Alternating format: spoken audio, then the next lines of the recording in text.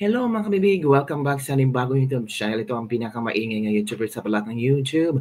Ako si Kabibig, maglabag-labag na tayo with evidence. Nagkaroon ng press conference si Governor Gwen Garcia ng Cebu Province at talagang naninindigan siya na hindi siya bababa sa pwesto. Kahit may suspension order na siya galing sa ombudsman, pero hindi talaga siya aalis sa kanyang opisina, mga kabibig. Yan ang kanyang sinabi sa kanyang press conference, mga kabibig. Sabi ni Gwen Garcia, she will remain in position. With the advice of her counsel, Cebu Governor Gwendolyn Garcia is set to write, magsulat daw siya kay Interior Secretary John Vic Remulla regarding the implementation of the 6-month preventive suspension imposed on her by the Office of the Ombudsman last Tuesday.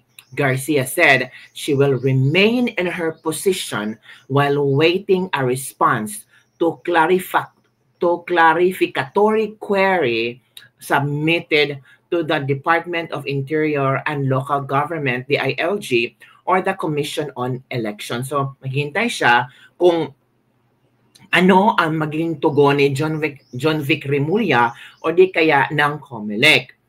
Okay. In a press conference ngayong araw na to, Garcia maintained that there are legal questions surrounding the implementation of the suspension, citing the lack of approval from the COMELEC amid the 2025 midterm election. Her legal counsel referred to Section 261 of the Omnibus Election Code, which states that suspension of the elected public official during the election period requires prior approval from the COMELEC. So eto mga kabibig, ang reaksyon ni Governor Gwen Garcia hinggil sa issue nito at talagang pinaninindigan niya na hindi siya aalis sa kanyang pwesto, aalis sa kanyang opisina bilang gobernador ng Cebu Province. During an election period, pending the final resolution, I imagine that the DLG might also request clarification from the COMELEC. Because you see, as I said, public officials may not be suspended unless it is duly approved by the COMELEC. You are already all aware of this. So pending resolution of my query, I have decided to stay put in office and continue to serve as the governor of this great province of ours. We are in the thick of a very, shall we say, spirited and in more colloquial terms, ugly campaign season, and we are going into the final stretch. It is imperative that the province of Cebu portrays this picture and impression of order, of resoluteness and firmness, and that whatever the motivations may be, I will not be perturbed. I will continue to serve the Cebuanos in the best possible way that I can within the bounds of law. Oh.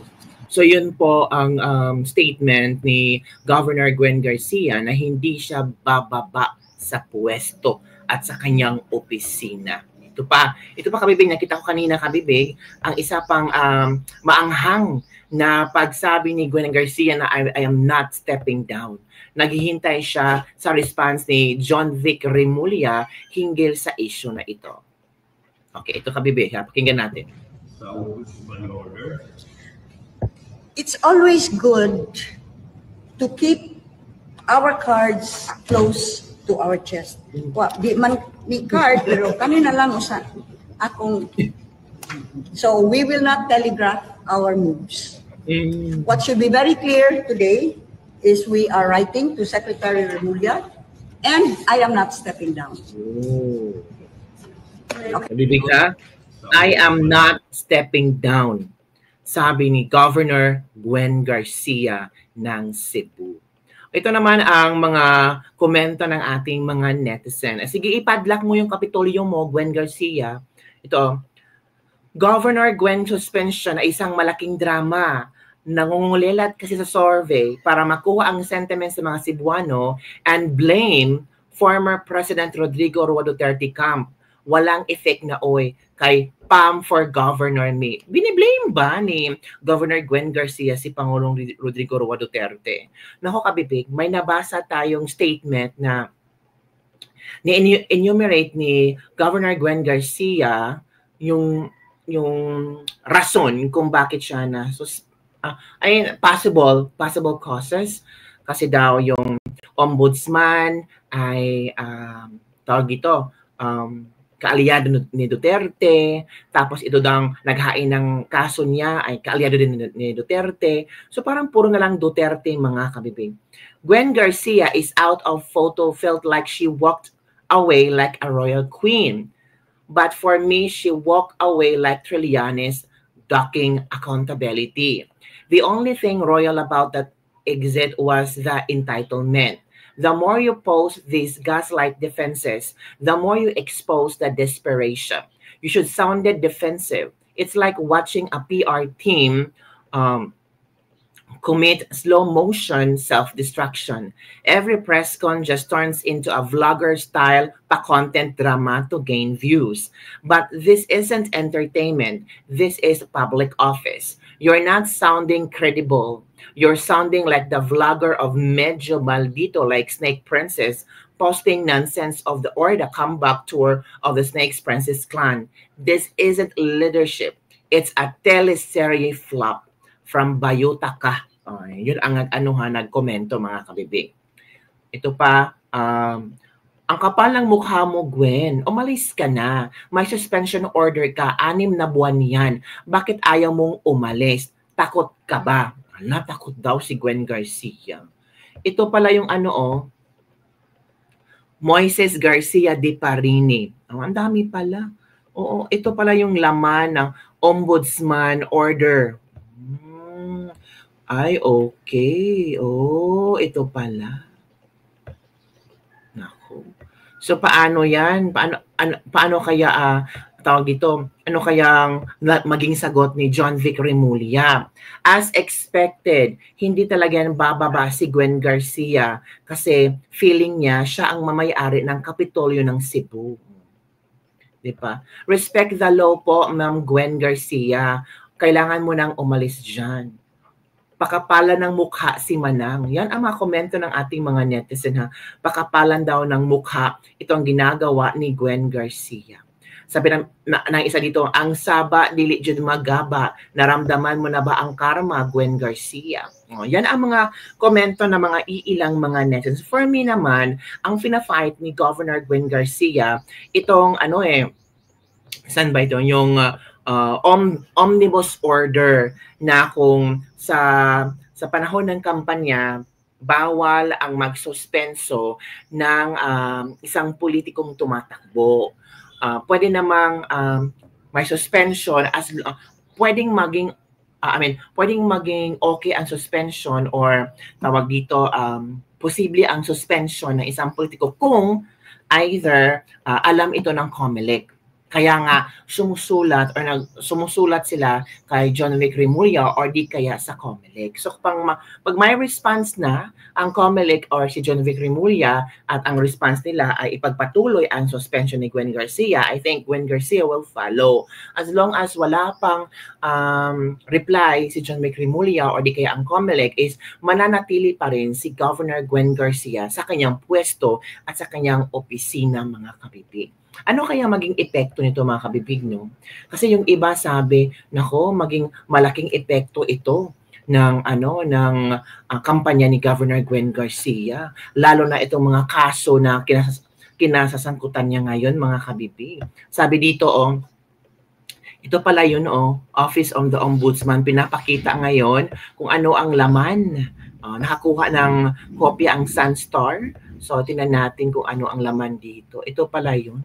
Moises Garcia de Parini for grave abuse of authority, gross misconduct, serious dishonesty, gross negligence, conduct prejudicial to the best interest of the service, and violation of RA 6713. Uy, ang dami pala. Ang dami palang ano. Diba?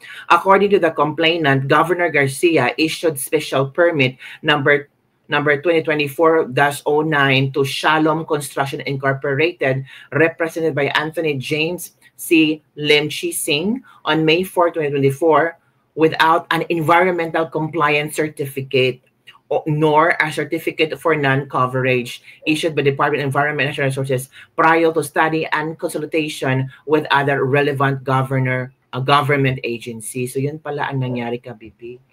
Oh, okay. Now, so ito pala yun, Section 24, preventive suspension. This office finds sufficient grounds to grant complainant's prayer for the issuance of order for preventive suspension against respondent Governor Gwen Garcia, considering that there is a strong evidence showing her guilt. The charges against her for grave abuse of authority, gross misconduct, serious dishonesty, gross negligence, and conduct prejudicial to the best interest of the service, and for violation of the Public Act 6713 may warrant her removal from the service.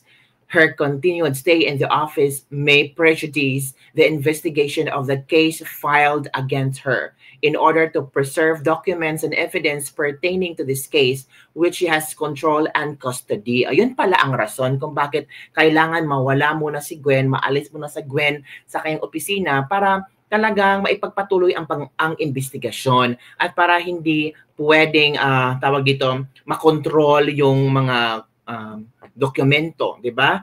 And in order to avoid respondents' commission of further malfeasance and misfeasance in office. Meron namang rason ang ombudsman kung bakit kailangan niyang umalis muna si Gwen, di ba, mga kabibig? So, where are in consonance with Section 9 of Administrative Order Number 70, amending Rule 3 of Administrative Order Number 07, without pay.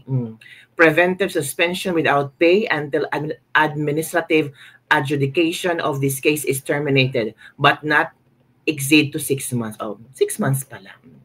Pero dito, in accordance with Section 27, Republic Act Number 6770, this order is immediately executory.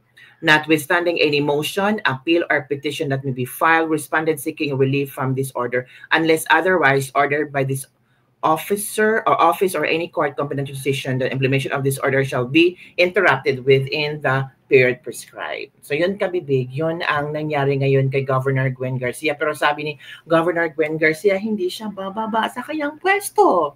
Kasi kailangan siya ng Cebuano. Sabi niya, I'm doing this for the Filipino, for the Cebuanos. Diba? Tapos mga kabibig, ang chika kasi. Parang nakakatawa lang. Sana hindi ito sinabi ni Governor Gwen na parang pangalan ni Duterte na damay sa pagkakasuspindi ni Cebu Governor Gwen Garcia. Sabi kasi dito, the suspension order was issued by Ombudsman Samuel Martires, a known Duterte appointee. The complainant, Moises Garcia de Parini, is a founder of Duterte's Riders team and is openly affiliated with partisan political group. So, yun ang isa sa mga statement ni Governor Gwen Garcia. So baka ang naisip ni Governor Gwen Garcia, baka ang mga Duterte ay isa sa mga nagpasuspindi sa kanya. Diba? Wala namang basihan si Governor Gwen Garcia, pero yun ang kanyang baka naisip lang, mga kabibig. So, sobrang daming mga nangyayari ngayon, posible yung maisip ni Governor Gwen Garcia. Diba, mga kabibig? So, ano ang iyong reaction hinggil sa issue na ito? Yung hindi siya bababa sa kanyang pwesto, mag-remain siya sa kanyang pwesto. I am remaining on my office and I will be still working with the Cebu province, with the Cebuanos. So, ano ang iyong komento nito? Makakaapekto kaya ito sa darating na eleksyon? maging negative impact or positive impact ito para sa pagtakbo ni Governor Gwen Garcia for another term for a governor. Yun ang kabibig. Don't forget to like, subscribe, and share this video. Bye everyone. See you next time.